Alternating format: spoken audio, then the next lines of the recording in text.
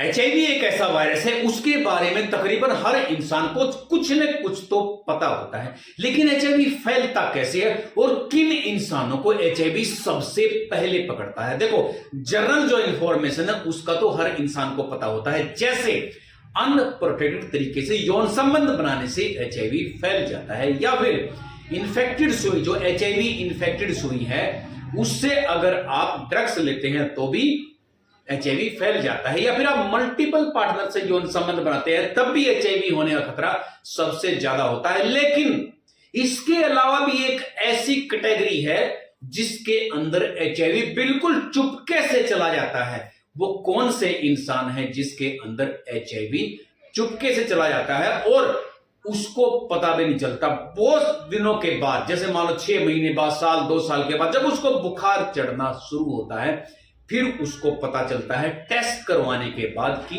उसके अंदर HIV virus आ चुका है। तो उस एचआईवी वायरस आने का जो कारण है वो क्या होता है, मैं आपको बताता हूं। सबसे पहले देखो, जिस इंसान के अंदर ब्लड कम होता है, जैसे एनीमिया की बीमारी होती है ना, एनीमिया जिसके अंदर ब्लड कम हो जाता है, जैसे आयरन डेफिशिएंसी और विटामिन B12 जिसके अंदर कम होता है तो उसको एनीमिया हो जाता है। बाद में बताऊंगा मैं कि एचआईवी वायरस इनके अंदर कैसे फैल सकता है, वीडियो पूरी देखना।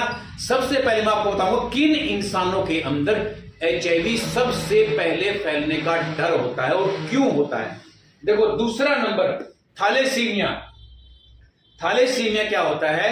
ये इनहेरिटेड डिजीज होती है, यानी कि जैसे उसके मां बाप को है तो उसको भी होने का डर होता है। उसके बाद कैंसर, जो कैंसर बोन मैरो के द्वारा फैलती है, उसके द्वारा भी एचआईवी होने का डर होता है। बोन मैरो आप समझते हो, जैसे हमारा ब्लड बनता है, यहां पे ब्लड बनता है यहां पे, तो इसके द्वारा जो कैंसर फैलती है उससे भी एचआईवी होने का खतरा होता है। क्यों होता है मैं आपको बताऊंगा लास्ट में, वीडियो देखना आप। उसके अलावा अगर किसको लॉन्ग टर्म तक, लंबे समय तक किसी चीज का, जैसे वायरल है, बैक्टीरियल कोई इन्फेक्शन हो जाता है, उसके अंदर भी एचआईवी होने का खतरा बढ़ जाता है। इसके अलावा मैं आपको बताऊंगा, जैसे प्रेगनेंसी के दौरान जब ऑपरेशन होता है, या फिर किसी को डेंगू, जब डेंगू कई बार हो जाता है, डेंगू में तो बहुत सारे लाखों इंसानों को एचआईवी होने का खतरा बढ़ जाता है। क्यों होता है ये मैं बताऊंगा आपको लास्ट में। उसके बाद CKD यानी कि क्रोनिक किडनी डिजीज में भी एचआईवी होने का खतरा बढ़ जाता है। अब आती है बारी कि इनके अंदर एचआईवी होने का खतरा क्यों बढ़ जाता है, क्यों बढ़ता है मैं आपको बताता हूं। देखो, इनके अंदर, सबके अंदर इस कंडीशन में ब्लड हो जाता है कम, और जैसे कैंसर है, थैलेसीमिया है, CKD है, तो इनमें होता क्या है कि बार बार ब्लड चढ़वाने की जरूरत पड़ती है। कुछ बीमारी में, जैसे डेंगू है, इसमें तो 1-2 बार चढ़वाने के बाद जरूरत नहीं पड़ती, लेकिन बहुत सारी बीमारियां ऐसी है, कैंसर है, थैलेसीमिया, जिसमें बार बार ब्लड चढ़वाने की जरूरत पड़ती है और उस ब्लड के अंदर एचआईवी हो सकता है और आपको पता भी नहीं चलेगा। क्योंकि मैं आपको बताता हूं, मान लो कि किसी ने किसी के साथ यौन संबंध बनाए हैं अनप्रोटेक्टेड तरीके से और उसके अंदर एचआईवी था, लेकिन आज ही अगर वो ब्लड डोनेट कर देता है तो उसके अंदर एचआईवी पॉजिटिव नहीं आएगा, क्योंकि एकदम से, बिल्कुल मान लो आज इन्फेक्शन हुआ है, आज ही ऐसी कोई भी किट नहीं है दुनिया के अंदर, ऐसा कोई भी केमिकल नहीं है जो आज ये बता सके कि इसके अंदर एचआईवी है या नहीं है।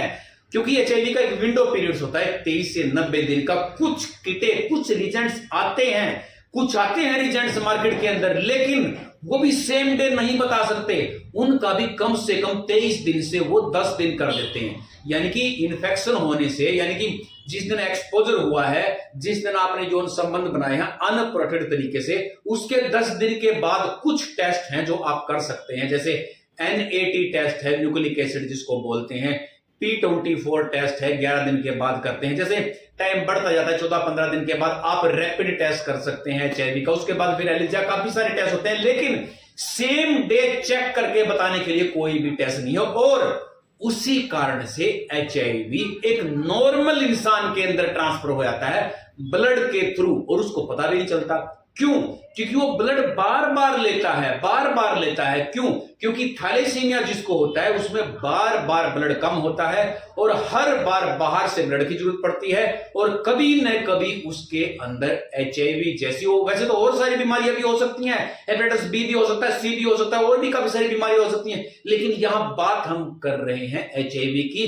तो जितनी बार भी वो ब्लड चढ़वाएगा हर बार HIV होने का उसके अंदर चांस बढ़ता चला जाएगा, और हो सकता है कि जिंदगी में कभी न कभी उसको HIV पॉजिटिव आ जाए। तो कभी भी आप जैसे ब्लड चढ़वाते हैं तो आपने इस चीज का ध्यान रखना है कि जो आपका ब्लड है, कोशिश हो जो ब्लड आप चढ़वाते हैं वो एक हेल्दी इंसान का ब्लड हो। तो आप एक हेल्दी इंसान से अगर ब्लड लेते हैं बार बार तो आप इस चीज से बच सकते हैं, अदरवाइज आपको HIV होने का खतरा बढ़ जाता है। तो और एक चीज और बताना चाहूंगा, कई लोग तो ऐसे होते हैं जिसका जैसे मान लो कि एक्सीडेंट हो जाता है, किसी को ये बीमारी भी नहीं होती, एक्सीडेंट हो जाता है। अब एक्सीडेंट होने के बाद होता क्या है कि ब्लड लॉस हो जाता है। अब ब्लड लॉस होता है तो उसको बचाने के लिए क्या करते हैं कि ब्लड उसको चढ़ा जाता है, और जल्दबाजी में होता क्या है हमें पता नहीं चलता कि ये ब्लड कहां से आया है, क्या है। लेकिन देखो मैं आपको एक चीज क्लियर करना चाहता हूं, ब्लड बैंक अपने तरीके से पूरे टेस्ट करती है, हर टेस्ट ब्लड बैंक करती है,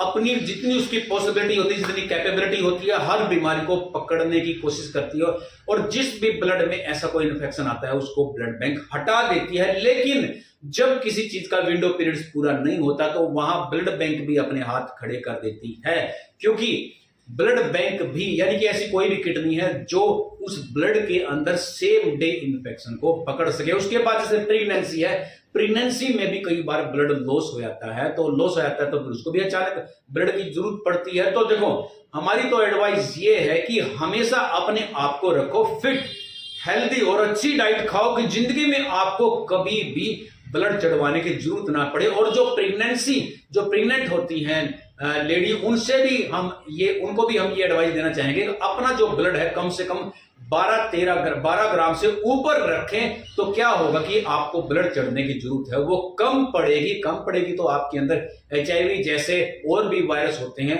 उनका जो ट्रांसफ्यूजन है, ट्रांसफर होने का खतरा है, वो कम हो जाता है। तो दोस्तों अगर आपको ये वीडियो अच्छी लगी तो इस वीडियो को लाइक करो, शेयर करो, सब्सक्राइब करो। तो फिर मिलेंगे आपसे किसी अच्छे से टॉपिक, तब तक के लिए धन्यवाद।